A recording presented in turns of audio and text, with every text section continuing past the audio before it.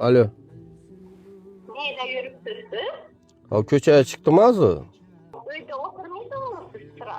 Ha ahirine hazır çıktım ki 40 minut oldu. Pul işleşim gerek ki 1-2 so'm. Ne degen zehir sen? Zehir olsam şeker etkelim. Şeker yesem şiral bolar Ha, belki. uyda 1 kilo yok muydu? Mabada baraydı ku.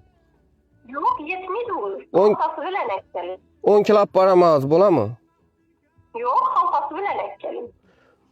Ha hazır özü şeker kımmat olsa nereden alaman ahir? Nasıl arza yerine halkası bilen bir halta şeker ekkelim. Bir halta şeker yaparsam yaxshi gapli turan bo'lasan mı? Dilinga şiire girer mi? Tamam. Bo'ldi yaxshi.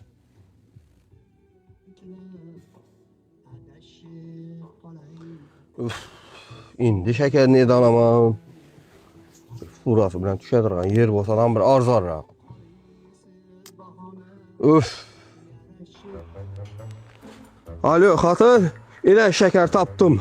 Arzan, özüm kilosu 10.400'den geldi. Endi mazalı gaplamesen göresen sen benden. Hava.